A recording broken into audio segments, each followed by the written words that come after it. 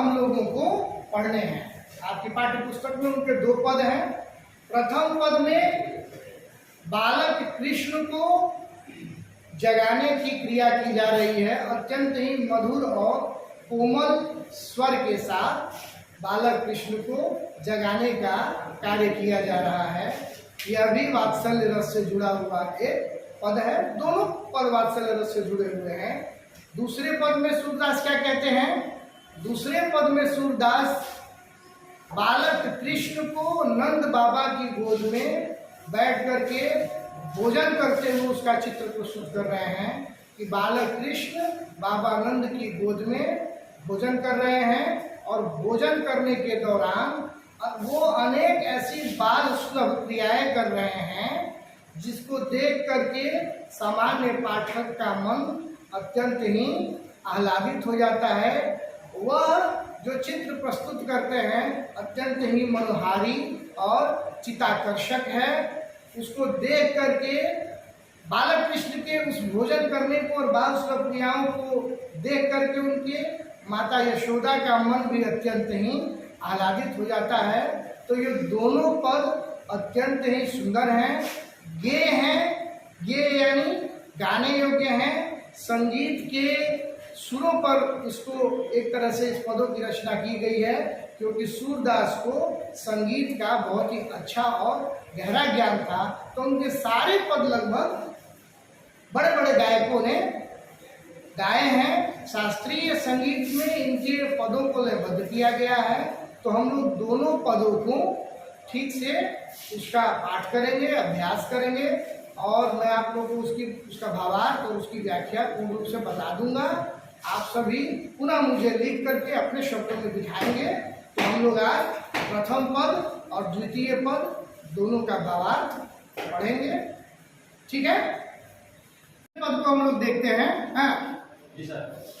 सुर कहते हैं जेमत श्याम नंद की कनिया, जेमत श्याम नंद की कनिया, कछुक खात कछु धरनी गिरावत, छवि निरखत नंद रनिया।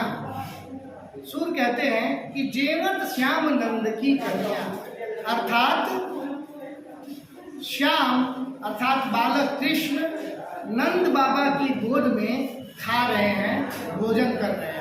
क्या कर रहे हैं? क्या कर रहे हैं? भोजन कर रहे हैं। कछुक खात कछु धरनी गिरावत, कुछ खाते हैं और कुछ भूमि पर गिराते हैं।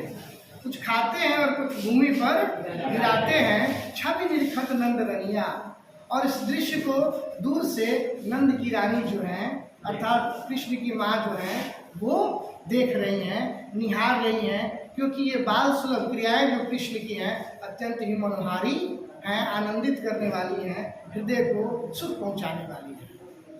बड़ी बड़ा बेसन बहुभातिन व्यंजन विविध अंगनिया, बड़ी बड़ा बेसन बहुभातिन व्यंजन विविध अंगनिया।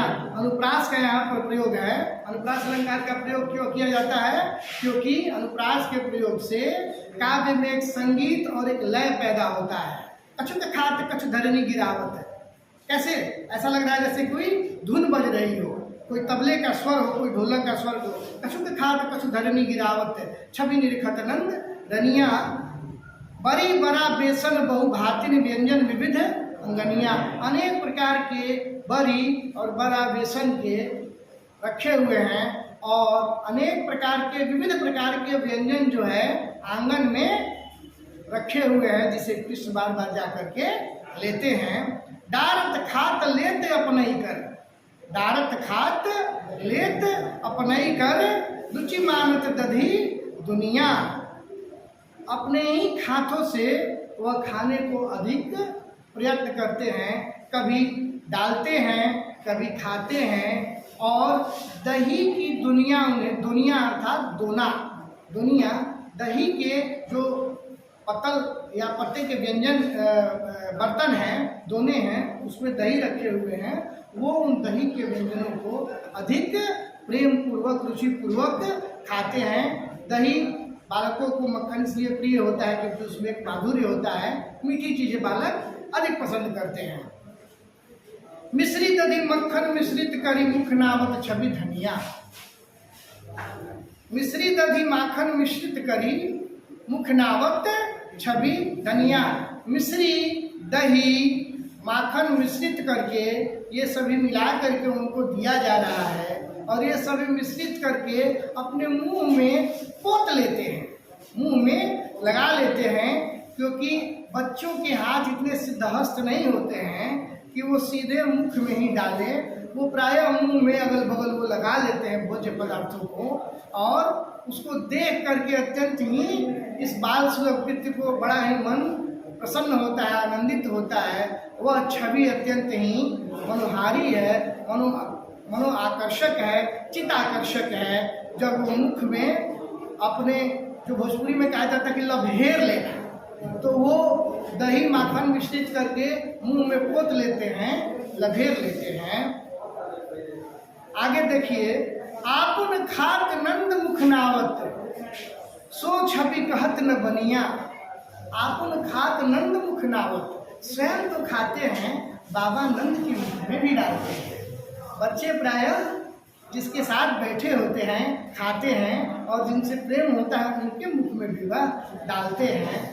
यह जब कृत्य वह करते हैं तो इसको देख करके उसका वर्णन नहीं किया जा सकता है। सूर कहते हैं कि यह दृश्य ऐसा है, छवि कहत न बनिया। यह छवि, यह चित्र ऐसा अद्भुत, ऐसा मनोहारी है कि इस दृश्य को कहा नहीं जा सकता है। यह अनिर्वचनीय है, वर्णन करने योग्य नहीं है, अद्वितीय है, अद्भुत है। सूर कहते हैं, जो रसनंद यशोदा बिलसत, जो रसनंद यशोदा बिलसत सो नहीं तीनों भुवनिया। अर्थात जो सुख, जो रस वात्सल्य का, भक्ति का जो आनंद यशोदा और नंद को मिल रहा है, वह तीनों लोकों में किसी को नहीं प्राप्त है। ऐसा क्यों कहते हैं सूर?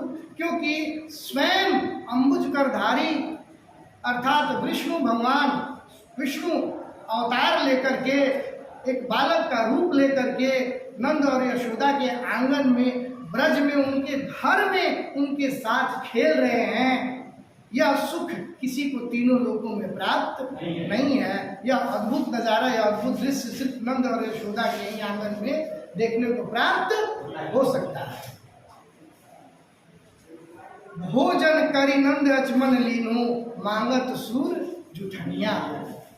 भोजन करी नंद अचमन लीनो मांगत सूर जुठनिया।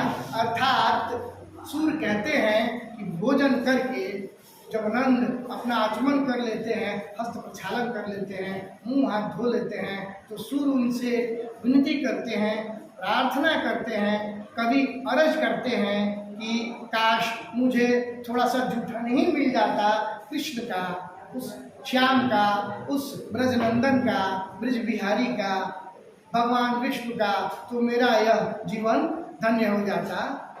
इतना ही कह करके यह पद समाप्त हो जाता है।